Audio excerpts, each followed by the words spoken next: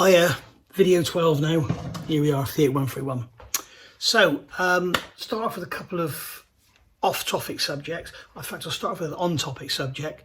Do you remember I tightened this big nut up on the back of this gearbox to 90 newton meters? 90 pounds-feet, and noticed that the actual flat that had been pressed over before on the lock washer was actually dead in line with the flat.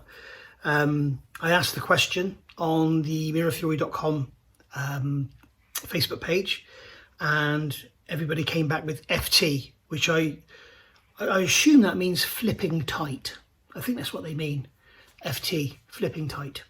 And then one person came back with 12 newton meters, so I can only assume they meant 120 newton meters, which is 88 pounds-feet, which is absolutely remarkable, isn't it? So I got the 90 because the crank bolt, I originally went 86, then went a little bit more. The crank bolt, or the crank nut, is 86, and it's roughly the same size thread. So I thought, well, I'll just do the same. Obviously, it had kind of seized itself on for over its 43 years in being there. But it certainly, that's right, it certainly felt like a lot more than 120 newton meters when I was undoing it. It went with a hell of a bang. So there we go. Of course, it doesn't help with that really short section, so it's easy to slip. But I didn't have the luxury of having wooden blocks and that to support when I was undoing it, so that probably would have made it a bit harder. Okay, off-topic subjects. Number one, Amazon. I have learnt something today which I never ever realised I would come across, and it's something to be very, very wary of going forward. I've mentioned this on my modelling channel as well in the Stolly video in part 9. I bought a chair it was delivered at the beginning of March, and it's just a sort of average price office chair, and every now and again it just goes down. You just sit there, it just drops down. So it might do it every 10 minutes, it might do it every 3 hours, it might not do it for a week, but it does it. So I thought I'll get in touch with the manufacturer and just see if they can send me a replacement cylinder, because as you know, on these office chairs, it's got a cylinder in the middle. It's about that long when packed. It's about 50mm diameter. Stick it in a jiffy bag, stick it in a little box, send it, no problem at all. Which is what would have happened had I bought it from someone like B&Q or, Office World or something like that, PC World. Then I think that's what would have happened. So I went to the Amazon page where I bought the chair from, and on the right hand side it says, I can't remember now the name of the supplier. You click on there and you get the Amazon agent which works for them. The trouble is, the Amazon agent is a bot with a standard load of questions, and at the end you get a chance to actually put a comment in the box, and I put chair is faulty, spare part required.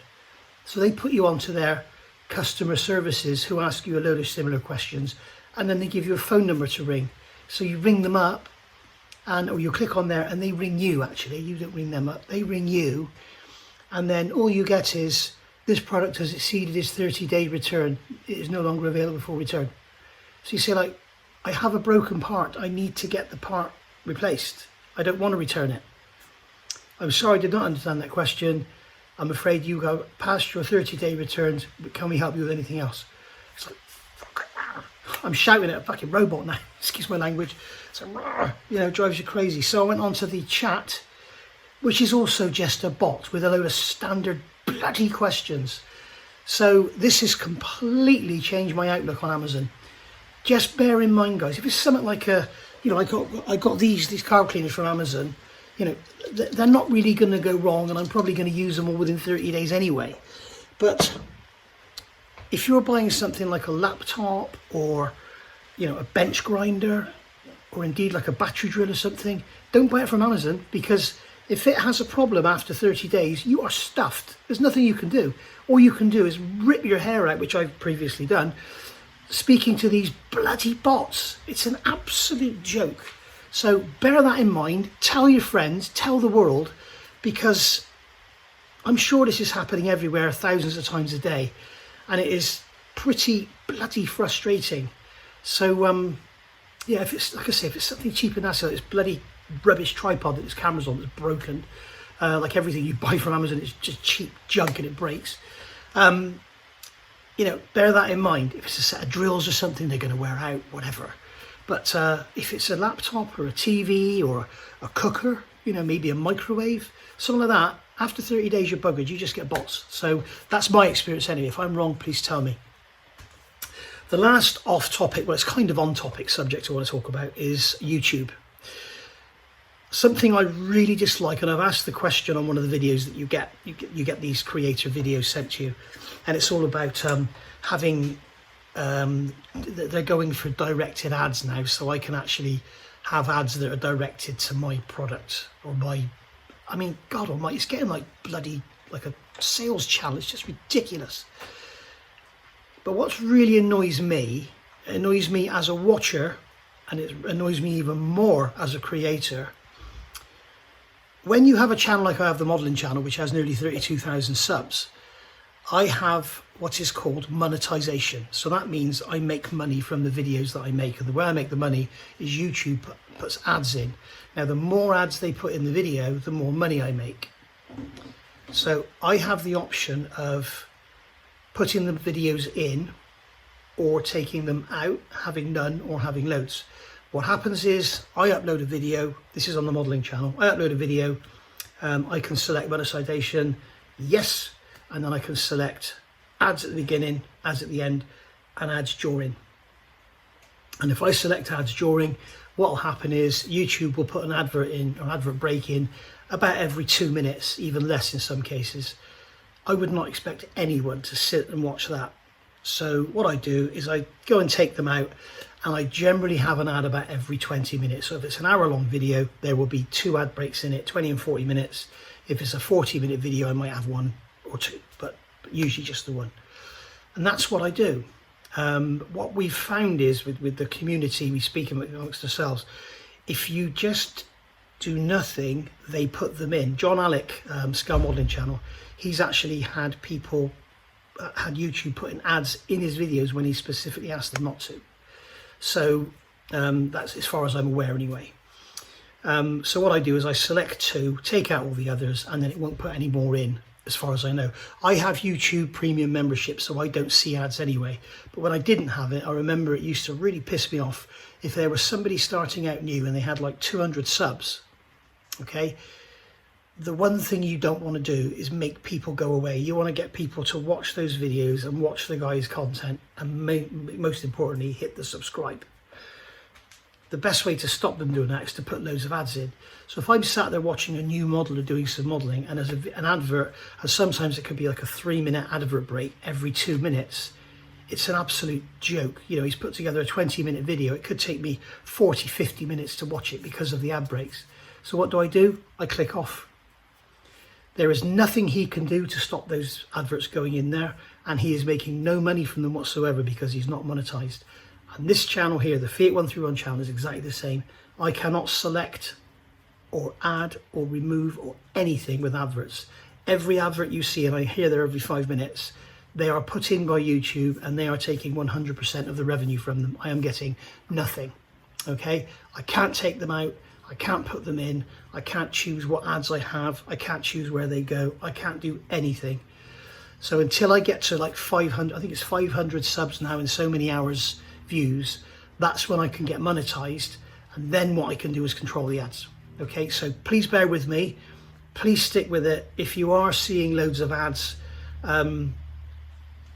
you know, please stick with it. Don't go away. Just hit the subscribe and then come back in a while when we're over 400 now. It won't be long. I think it's 500. It used to be 1,000. Used to be 1,000 subs, and I think it was 4,000 hours views. I'm on 405 subs today and over 1,000 hours. So I think that may be, I think it may be 500 and 1,000 hours now, maybe 2,000 hours. But very soon I'll be able to monetize this channel, which means I will make a few pence out of every video that goes out, but you won't have to suffer all those videos, all those adverts. All right. Right. Today we're going to finish the gearbox off. I've done the tab. I've knocked the tab over, so that nut is now locked in place. The rubber for the clutch fork is in the post and should be here tomorrow, so that's really good news. I've also got a new water pump and a clutch return spring coming from Ricambi, so looking forward to getting that. That should be tomorrow, I'm guessing. And what I've done on here, I'll see you in a minute, I'll show you in a minute, I've got some cable ties holding the rubber and spring down. And what I'm going to do is this little part here, I'm going to heat it up, okay, and then press it on or tap it on. But it's going to be very difficult. I'm going to have to basically, I've got it here on a bolt, I'm going to pick it up with these, hold it like that, tap it on, and hopefully we will be good to go. Hopefully I get it hot enough it'll just drop on. But let me get the camera around so you can see what we're looking at. We're looking the other way today because the camera right now is sat where the gearbox was yesterday, and the gearbox is over here now towards the lathe. So I'm going to get the camera turned around and then you can see what I'm doing. Okay, so now you can see here, this is what we're doing. We've got the cable ties holding this rubber and spring down, obviously, because when this goes on, it's going to be red hot and it'll just melt the rubber. So that is basically going to go on there like that, and I'm going to tap it on, or hopefully it'll just drop on. It's a very, very tight fit. When I pulled it off, it was one of these all the way out. Sounded like Keir Starmer. So basically what I'm going to do is heat this up, okay, and drop it on. I'm not going to film it because obviously I don't want to be concentrating on what the camera's doing. If I drop that on my leg or something, it's going to hurt a lot. I've got my steel toe caps on today, so I'm safe to crush beer cans. So right, I'll get that done and I'll be straight back. Okay, so that worked out really, really well. What I did there, I just got it hot enough to get just a bit of straw colour into it, and it just dropped on. So no tapping required whatsoever. I had a nice copper mallet here ready to go. We don't want to use steel on steel, but we also don't want to use a nylon mallet on that if it's red hot. So now we have our circlip groove. Where are my circlip pliers? And I have to open the circlip like that. Ow. Ow! I'll do that off camera, I think. I'll do it in a minute because I don't want to burn my bloody fingers on that. So all I used was a little blow lamp like this one here, and that was absolutely adequate. So there we go. So that, guys, once I let that rubber come up to it and put the circlip on, that is our gearbox complete, other than, ta-da, this is where the remote housing goes. So we've got this bit here, which is going to go in here. Whoops, got fluff on there from those bloody rags. That's going to go through there and into there, and that's going to be our selector. And it's this spring here that makes the gear stick fall to neutral, to the center position. Right, let's wait for that to cool down, and then I'll show you how to put the remote housing back together, which is behind you, down there, behind you. So turn around and you'll see it. Right, see you in a bit. All right, just quickly, you can see there, that's on, the circlip's on, and that rubber ring, excuse me, is mounted on that spring. And as you can see, what happens, we've got this little sort of edge around the inside there. That goes up against the back of this bush. This outer here falls inside a tube which is on the end of the prop shaft, and there are a row of bearings that go around in there, and it just basically supports the front of the prop shaft. It's not spinning on it or anything, obviously, unless you take the spider away. So all that's doing is just supporting the bearings. So so there we go. It does nothing at all really, that thing there. It just sits there. It stops the prop shaft from going out of balance or out of centre. So this will all be greased, okay, before I put it back together again. But I'm not going to do it now because obviously while it's sitting around, it's just going to attract grit and anything that comes nearby. So there we are, that's that all done. So once we've got the remote on and the clutch fork, that's our gearbox done. Oh, with the mounting to go on the back as well, which is over there somewhere.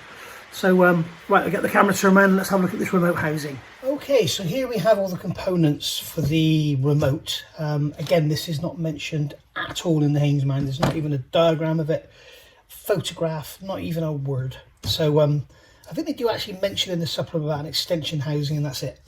So here we go. If you want to take one of these apart and put it back together again, here's how we go about it. So first things first, there is a this is the actual housing that's going to support the gear stick's going to go in there, and inside there is a little plastic cup like this, okay, and there's a spring, and in the end of the ear is a blanking plate. Now the blanking plate, I think, let's just have a look. Okay, got it. Yeah, there's this little aluminium disc in the gasket set, and I'm not sure what it's for, but it's in there, so I'll put that in there. So there's this steel disc, and what I've done, it was rusty, so I've painted it in a sort of galvanizing paint, they call it. It's not galvanizing paint, it's just silver paint. So that's gone in the wrong way round. Dotty's going to be giving us some vocals now, and that just keeps going in the wrong way round. So if I put it in the right way round, will it stay the right way round? Nope. What a pain. There we go, it's in the right way around now. So that spring's going to go in there like that. Alright, so, and then that plunger is going to go in and sit on there. Now what I'm going to do here, Dottie, shut up. She always has the last word. What I'm going to do is going to put some grease in there, and I'm going to put some grease around the outside. Like the Buffalo Girls, they go around the outside, don't they, as Malcolm McLaren said. You put this plunger, can you hear the rain? It's one thing or another, isn't it? You can't just have some nice weather. It has to be either 97.5 degrees or minus 16 and blowing a gale and pouring down. That's a bit of an exaggeration, but I think it looks pretty, doesn't it, with that silver paint on there. So that plunger's in. Okay, so that's the main thing.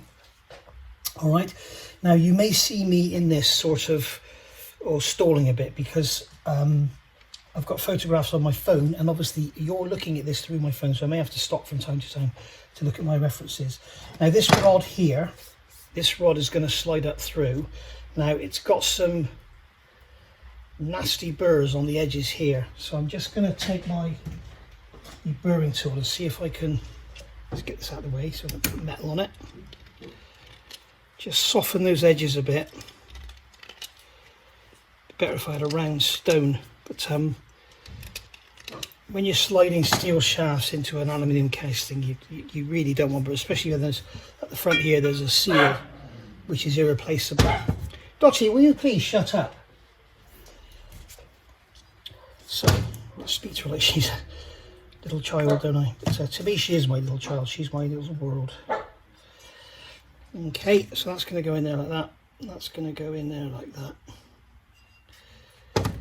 And just use my finger just to move some grease around in there. And then this shaft, I don't think it matters which way it goes, but that's going to go in through there like that.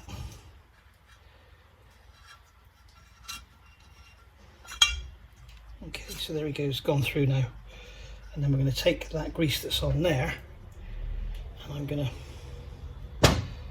put it on the shaft here and slide it all around. So today we've got the choice of footballs or dog barking as the annoying noise in the background. It looks like we've got dog barking. So there we go. So there we go. That can sit in there like that. So I was off camera there, that's sitting in there like that. Now you can see on this shaft, on one side you have like a counter bore, and on the other side it's just threaded. Make sure the counter bore is over to this side. Okay, I'm not going to say left or right because it depends which way we got it, but make sure it's over this side. The bolts are going to go in that way. Right, so the shifter part is going to go in here, and as I say, the bolt is going in from this side, so that's going to slide onto there like so. Okay, it's a nice snug fit. This is the part that goes inside the gearbox, guys. Can you see what I'm doing? I hope you can. And that bolt then is going to go into there and pick up on the thread.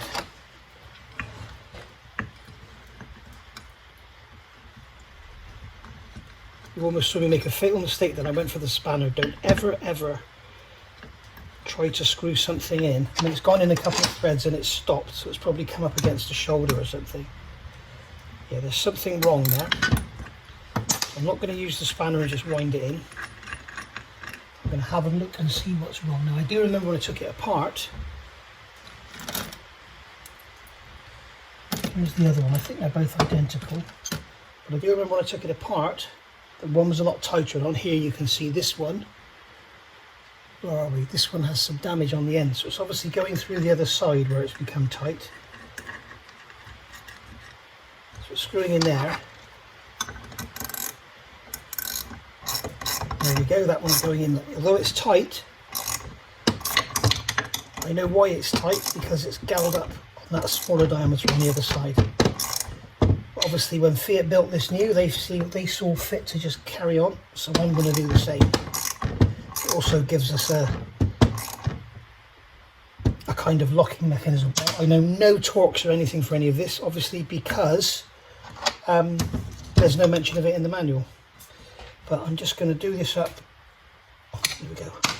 We've got a spring washer, that's not going anywhere with that bound up in that hole back there, so nothing's going to happen there. Right, so the next thing to do now is to fit our gear stick. So we're going to put some gear stick, some grease on the ball.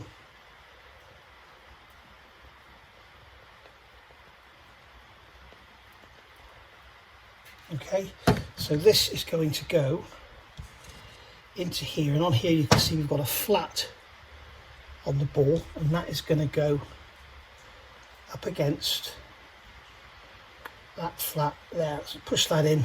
Okay, I'll show you that again so you can see what I'm doing. You've got that ball, that plunger inside there that we just fitted, that's going to go up against that flat, and then that ball is going to go down in like that, and it just sits there. Don't worry about all this grease on the top, because it's all going to get added to. We'll put some more in there. Okay, and then we've got this plastic disc, all right, which is the same on both sides, but on mine one has some damage, I don't know why. That's going to go in there like that, and then we've got this rubber ring that's going to go on top and sit down in that diameter there.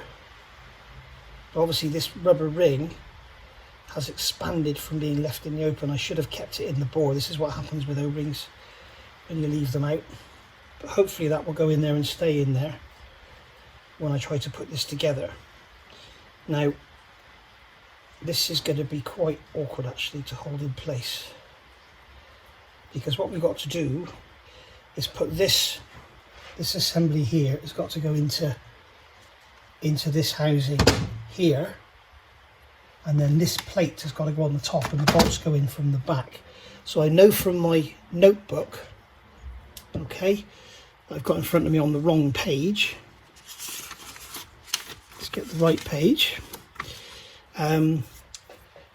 So the base, which is this part here, that's held in with 4 M612 screws, lock and flat washers, 8 M30 special bolts and spring washers. So that's the selector base of stick. Stick base, 3 M6 by 30 and spring washers. All right, so M6 by 30, there's 3 of those with spring washers, so they're ready to go in. So what they're going to do, we're going to put that plate in there. This aluminium part is going to go in there. That plate's going to go on the top. Now this, you can see on here, this is actually broken off, and this was snapped off and lying loose in the car when I got it. What that does, that goes in there, and that steel band just protects the alloy. When that comes up against it, there's a steel band goes in there. I've got the piece of steel. I may drop it in. I may do a little tack weld on there one day if I get the welder out. But if you haven't got it, don't worry about it. All it is that is going to come up against this aluminium here, and they just put a piece of steel there to protect it. I could put a piece of shim in there or something, but we'll have a look at that after. Right, so we also want to get some grease on this ball at the bottom. Now this has all been washed out, so we want to make sure it's all, you can't have too, well you can have too much grease, but we really want to make sure it's properly greased up.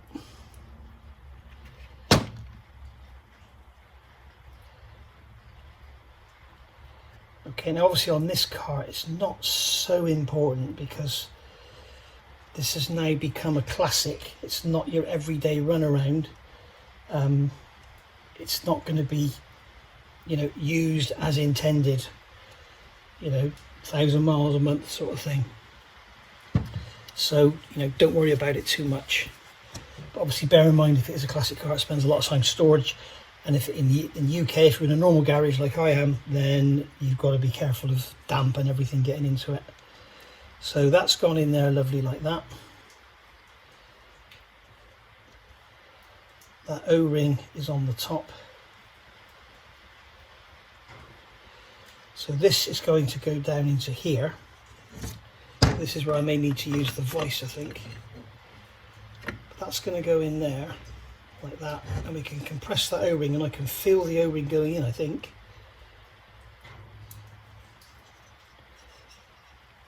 I should be able to, yes, I can see that the O-ring is flat in there. So I'm going to hold that with my fingers. I'm going to drop this down on top. There's nothing else to go in, is there? That's going that way. I'm going to put the bolts in. So what I'm doing, my fingers underneath, I'm holding it all up together. I'm trying to get everything to line up, but it's not working. There we go. Got it. And all I want to do is get one bolt in. Oh, gosh, it's not enough friction to stop the ratchet from taking over. I just want to get one bolt in to keep it sandwiched. Right. And now I'm just going to slacken that one off a touch so I'm able to manoeuvre that around. And then we'll get the other two in and go from there. Okay, so now that's fitted, and I've put some grease up around here. And you can see this is the very clever little mechanism they've got. So this is basically when you're in fifth, okay? So you go into fifth gear and you can't come back and go into reverse. But if you're in the center, you can push over and go into reverse. So that's all that's plate's there for. That metal plate is only there for if you try and go into reverse from fifth. So it's not really that necessary. Don't worry about it unless you're going to keep smashing it in. But there we go. So that is all together and all greased up. Okay. So I think I might just put a little bit more grease down in that hole because it's looking a little bit dry in that area there. So it'll swallow it all up. And as I say, the trouble is with it, it's going to attract dust and dirt, but we have got boots going over it all. So here we go, we'll push that grease down in there. There we are. So, and we can also come in from underneath and put some grease in if you want to.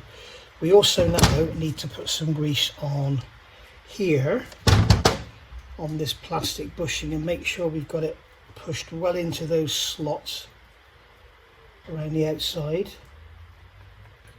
Okay, just run that around there. And then this, make sure it's clean, this is going to go down. Can you see what I'm doing? Can you see what it is yet?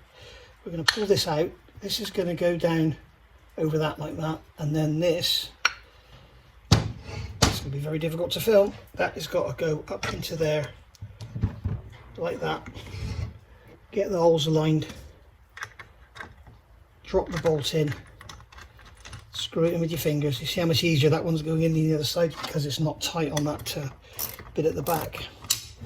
And then we're going to, I keep getting grease all over my fingers, which I get all over my nice clean alloy casting, which is annoying. Okay, so we'll just do that up. It's about 18 pounds-feet, something like that. And there you can see, there's our GearLink Kids remote all working. Okay, so now we can put some more grease around here and push it into the gaps. Put some more on that ball there. Keep it all nicely lubricated. There we go.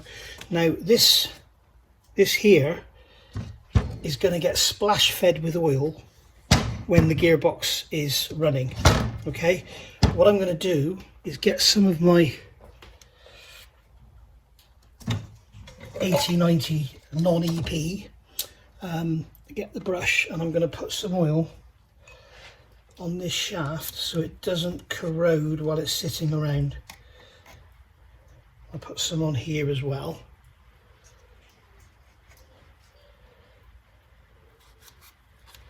Okay, so the oil will sort of wick and capillary and spread everywhere anyway. But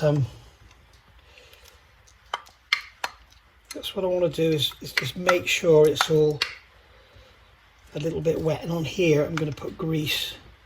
You don't want oil in here because we've got no gaskets or anything on this end. It'll just find its way out, and then all the dirt and rubbish will stick to it, and then that'll be it. You get grit everywhere, and as your plastic push is worn out and your day's over. So there we are. Right, so clean off our greasy fingers. So there we are, that's our remote housing done, lubricated, all working nice and freely. Push that grease into that gap. In fact, I'm going to put some more in the top. Yes, I know I'm probably going over the top with the grease, but I'd rather have too much in there than have a little bit and then find that it all starts to get corroded. Because if the steel starts corroding around those plastic parts, it'll just wear them out in no time. So there we are. Okay. So that's how that goes together. Right. So put the top back on the grease. We don't need that for a little while. So we've got a little plastic cap here, which I've cleaned up as good as I can. So that's going to go on there. We don't need any sealant or anything here because this is sort of up above the prop shaft. It's way up in the tunnel. You know, you'd have to be very unlucky to get muck and stuff going in here. You could put some round if you want to, but you know, only if you feel it's really necessary. So we have spring washers and flat washers, and these are little M6 by 12. So there's one in there. We'll have one in there. We'll have one in here. Go on. You want to try to screw things in with your left hand. You know what they say about doing things with your left hand? It never feels the same, does it?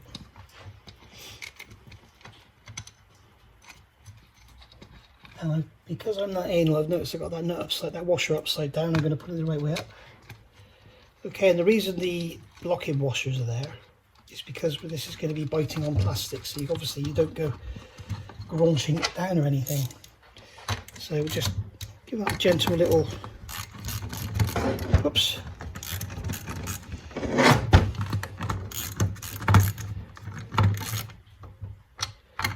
Nothing too much.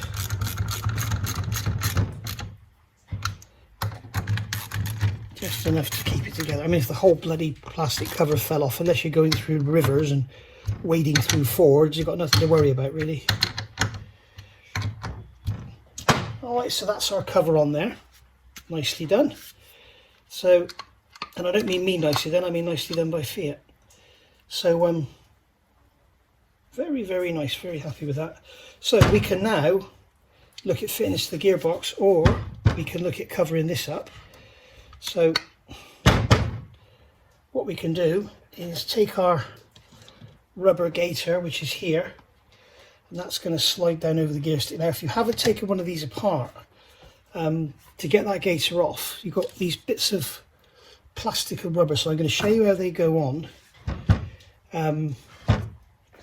So the first things first is this rubber is going to go on, and this ring here is going to form a seal around this bit here. Okay, so this is going to go, how's that going to go? It doesn't really matter, but that, I'll pull it up so you can see what I'm doing. That rubber needs to go around there like that, so it's on like that, and that's sealing it in from the top. Okay, it's also a little bit of sound deadening, which I don't give two hoots about because I want to hear this thing, because it will make many beautiful mechanical sounds. And then this here, I'm just going to have to stop because I'm going to have to look at my photo. I'm sure it goes that way up. Let me just check a minute, hang on. I've just done my favourite bloody trick again. I'm going to have to be really careful of doing this. I have switched the camera off rather than on and then filmed. So I've just been talking to the camera while it's off. All I've done, I've got the gasket, I've put some grease on it as I usually do. So this is the gasket that's going to go on there between the tail housing and the gearbox. And I've explained that I'm going to put this on. I'm going to turn the camera around so you can see me fitting it. You see how it all looks when it goes together. But the reason I'm doing this now and fitting it on loosely, I don't want to put it on tight, because when the gearbox is down level and bolted to the back of the engine, then it's going to be a lot easier to fill the oil up through the hole that's left by this than try and go in from the side with the little, the filler level bolt. So what I'll do is I'm just going to put this on loosely. I'll just nip the bolts up, maybe finger tight, maybe a bit more. And then that will be basically done for dust protection, really, more than anything. So that's why I'm doing that. And that is it. So what we'll do is we'll turn the camera around. I've cleaned these faces off as well with brake cleaner. So I'm going to turn the camera around and we will get it together. See you in a bit. Okay, yes, the camera is on, right. So we've got the housing here. We've got the gasket. I've got 4 35mm bolts and 1 55. It's obvious where the 55 goes. These are the 35s. So I'm going to grab the 55, put it in there, and then we can grab our gasket, put the gasket on, make sure it's the right way round. This side's got the angle on it, that side's straight. On the camera, Nige, this side's got the angle on it, that side's straight. Okay, so we're going to turn that over. Now this here has to go in the middle of that spring, so it's got to go in between. So it's going to go in between there, just like that, into that spring. Go on, you know you want to. There we go, that's got in between there, and I'm going to hook that bolt up in that thread over there. I should have picked a bolt on this side, shouldn't I? There we go. So that's hooked up into there. Just get it in a couple of turns if I can. Make sure the gear selector has gone in. Yes, it has. So I'm going to take this gasket, which I'm going to damage if I'm not careful. This would be so much easier if I did it horizontal, wouldn't it? Rather than vertical. What is stopping that gasket from going? There we go. Okay, so I'm going to put a bolt in the bottom here. Make sure it goes in the gasket. Dottie's just come and shaken off. She's all wet from the rain. She's been doing something mischievous because she's all muddy. Okay, so that's all gone together. And then this one's going to go into here.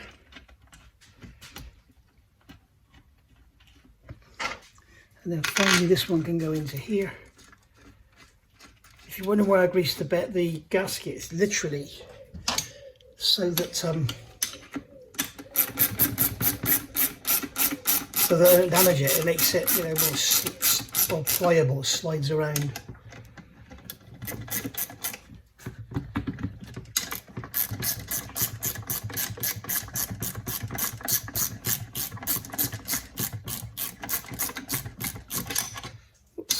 I'm going to have to grab a ratchet actually because I can't get the spanner onto that one there.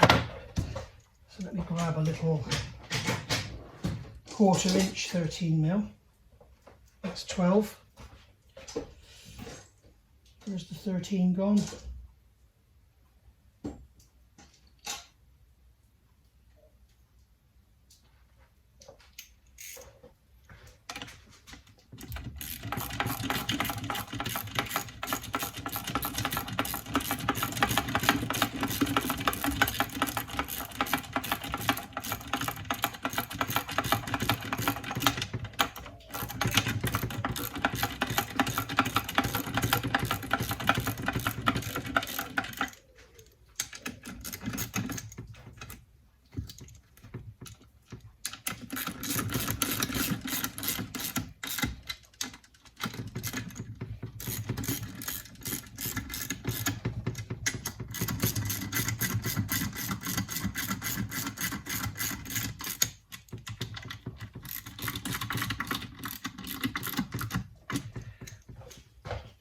Okay, so they've gone in, and now I can think of another reason why putting this on, because we want to check that we can get gears.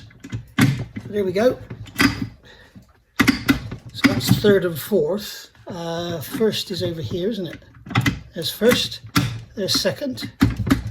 It's a bit awkward because the stick is so short. And then we could come across. There's fifth, and then come over to here. No, come to the middle, push across, and there's reverse.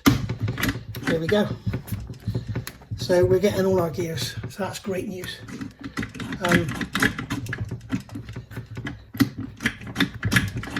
It's all a bit stiff because it's dry, and also, as I say, the stick is really short, so when it's all oiled and everything in the gearbox is oiled up, then it'll be much better. Maybe I should have put some oil on the selectors before I started doing this, but that's always a job I can do after. So there we are, that is our gearbox complete, job done. So very happy that it's come out, and looking forward to bolting on the back of the engine once the engine is built. So I'll see you back here for some engine building. Maybe we'll do a quick show you of putting the clutch fork and everything in with the new clutch. So I'll see you then. Thank you for watching. Bye for now.